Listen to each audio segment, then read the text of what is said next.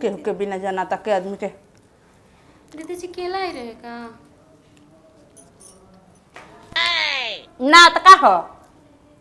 दिन हमरो के एगो केला मुंह देखे में रुक के लायक बा। Oh no! ऐसे काहे बोलत नहीं दीदी मतलब हमार मर्द कुछ लेके आवेलन तो हम बांट के पूरा घर के खिलाएला खूब ना बैठ खेला तार दिल एकदम दरिया हटुए एकदम बहवा दे लो जेकर पानी पिए के पियो। कैसे रहो लोग बोलत हैं दीदी हमार मर्द लिया आयल बा दादा केरा सेब संतरा केहू को लगन बा दादा खाए के। तो हमरे मर्दा के पैसा से ना आवेला रो ऐसे काहे करत है दीदी बाद में खाई न तो नजर गुजर लाग जाई। हटो देखा आके के सामने हटबो कि ना हो। यही कैसे रहो बतियाओ तनी मतलब ये घर में हमार कोनो इज्जत नहीं खे इज्जत तो इज्जत लेके आइल बड़ू मार बाबुए घर ले भाग के आइल बड़ू वही से इज्जत लेके आइल बड़ू हौनिया में भर के दीदी ऐसे काहे बाट द इज्जत मंगाऊ में। मतलब ये कौन बात हो गई मतलब हम भाग के आइल बनी बिना अपने आपके देवरा की मर्जी के आगे नहीं हाँ मर्जी आज के जानते कि लड़किन के कितना फरगिरी चलता है तो कौन तो जादू मंत्र क के आ फंसा लेलू आ बियाह शादी क लेलू जानलू ना तो हमार चलती रही तो बचिया तो तारा का गोड़े काट के घरे पहुंचा देती। मत कहे ठीक बा भगवान पर नहीं कि आपके देवर पे कहले बस आपके देवर से एक प्यार गली में चला ना तो कहते सब भगनी आइल बिया भगनी आइल बिया तो हमहू कहिए देतनी कि हाँ हमारे घरे भगनी आइल बिया भगने पड़ेनी के कोनो गारंटी बा कब आई कब जाई आज हिया हुए साज हुए बिहान कोनो गारंटी बा। हाँ करे जा तीर लाग गइल कहले बड़ी मोर छौसी कहीं का आवती हमरा खइला पियला में दादा नजर लगावे जहिया से तो कुपुतन हमरा अन्न के खोटाते एकदम कुपुतन अन्न घोटाई हो देवर हमर सुगा नियन आई कहाँ ले कब अथु अगल कब हकनी आए अन्न घोटाई एकदम भगनी से हम कहत रहनी कि देखी जी लेकिन बढ़िया नहीं खे खाली आवते बिस्कावत रहती घर में दिन भर जना तक के अथु कैले रहती गिजी गिजी। हम ना सोचले रहे कि प्यार करने का मतलब ये होला अगर हमरा पता रहत कि ये घर में हमार कोनो इज्जत ना होई तो हम भूल के भी ना रहती है घर में। हे भगवान ये कौन दिन दिखाओ तड़ा हमरा के हम डरन उनकर से कोनो बात बतावत भी नहीं कि उनका परिवार बिखर जाए अगर ना बताए तो हमारी जिंदगी बर्बाद होते भाई कहाँ से रोवा ताकि बुझाते नहीं थे हमरा। अरे ई का बोल रे हाँ कहाँ होती है बताई भी कुछ ना जी कुछ ना बस ऐसे रोए के बन कर तेरे मम्मी की याद आते तो रो देने मम्मी ना जरूर कोनो बात बटे मम्मी की याद दिला तो रोइबे ना कर लिखबो ना जी कोनो बात नहीं की बस देख हमसे छुपा मत का बात बस सच बता खोल के हमारा बुझा तक कुछ ना कुछ जरूर कोई तो कुछ बोल ले बा ना हमरे के कोई कुछ नहीं के बोलले जी तो तोनो कोनो चीज की कमी बा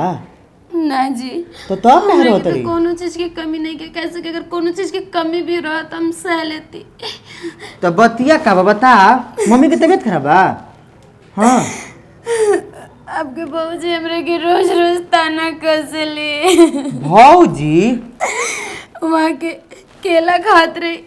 हम गई नहीं मांग करनी दीदी हमरो के एगो केला दीना तो कहतड़ी कि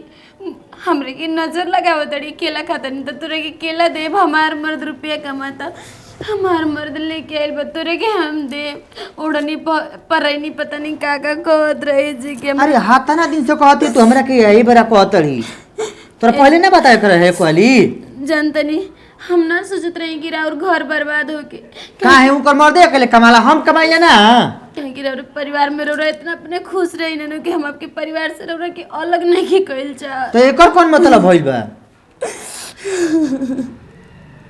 हमार जिंदगी हम जेका से रोका से शादी क के लिए आई हमरे घरे पहुंचा दे काहे घरे पहुंचा दे तोरा के तोरा शादी करबे नहीं तोरा घरे पहुंचा खाती के हमें घर में मर जाए हम ना जी पाए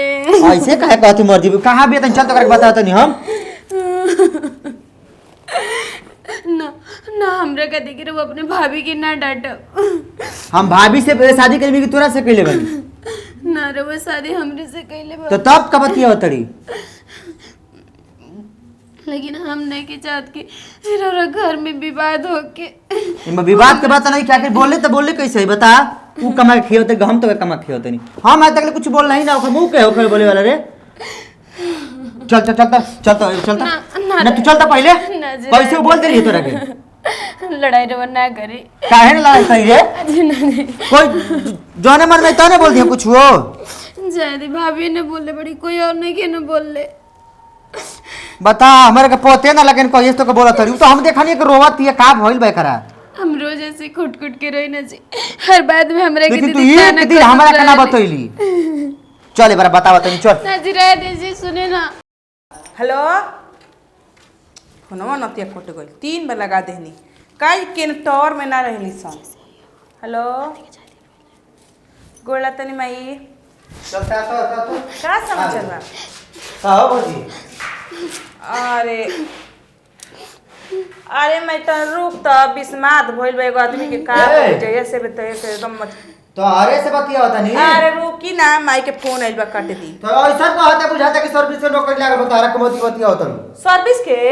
हई तो मन लागता कि अथु को लौटे चित के आइल बिया ओ तरह का स्वागत होता। अच्छा काहे के करके बोलू अरे का बोले नहीं हेकर के हां हेकर के हमरा कहत बा बोले के ना ओखे के तो कहते नहीं के बोले के तो बहुत दूर के बा तो यही तरह रहतिया अनहरी है देखी जेकर ना लूर लक्षण हो जाला ना भगनी परैनी के इहे आदते ह रोवन ई कैसे बोलत हो भगनी परैनी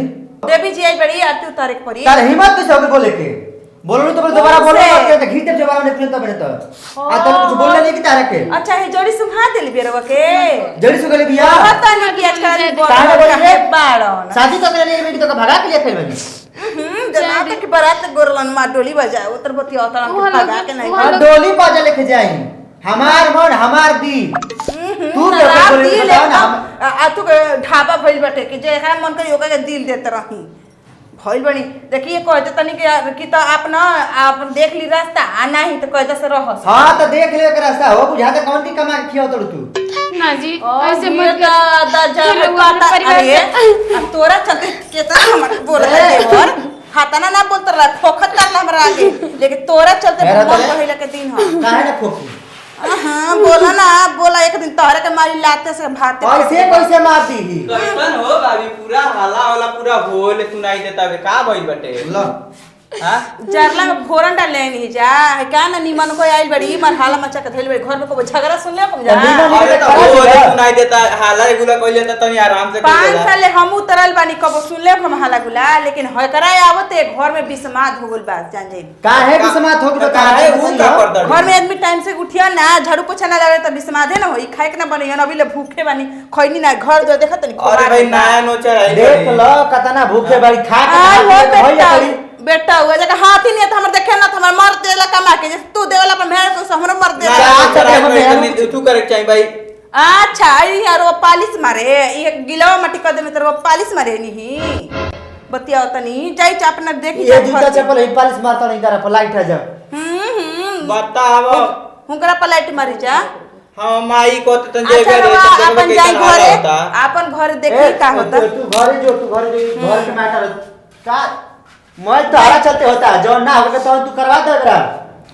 तू आवे तो भैया के फैसला होइए करई हां तो हम चाहते रानी है तो चाहत रानी मुंह को खुलो आदमी के हमरा अलग अलग होके के हम चाहते रानी हां तो चाहते वाला का होइए करई हां देखी दीदी हां तना दिस सहत दादा कौन बटे होती सहत हो ना हो तार हती को हते को लड़ी हो गइला अब जवाब हो दीदी गइला अगर रवा के अलग रह के बनू तो रवा अलग हो जी लेकिन ऐसे मत करे ठीक बा हां हो हमर सब तू चाहते बड़ू कॉल का हो जा दूर दूर काहे को तू बतिया आई बड़ू कुल चीज तू पढ़ा के लिखा के आई बड़ू की जाइब चल का हो हम एक अब तनी दूर दूर बतिया चल चल तू बुझा के मार दे वो करा के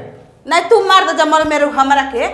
मार दे हमारे माई बाबू ऐसा संस्कार नहीं खन देले कि अपने से बढ़ के मारे तू ओय होता दही संस्कार के यो लछनो हो लछनो माता जी हो माता जी ई कैसे कैसे करते हो कैसे करते संस्कार के बात करी हो देखा भौजी हम हाथ नहीं उठाओ चाहता हमारा मेरा हाथ उठती हमार के हाथ उठी तो लातों से मार जानी ना तू ही लात से देखो कहीं जाओ ओ ये हमको मारत तला से लाए जब मारत के रे चलिए ठीक से बोला बोला मत देख तो मत करना हमने के हाथ उठा देला आज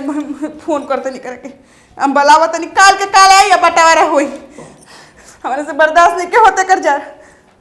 बहने हेलो यार भाई एकदम घर में आग लगा देले बा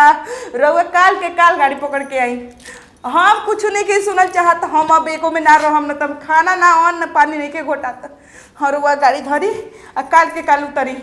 हम राव भाई चाहता कि अलगा होके के तो हमू चाहिए कर कि अलगा होक हम रखी रखी अब हम फरियाद तनी के जब चाहते बड़ा सा कि अलगा होकर तो हमू चाहते बानी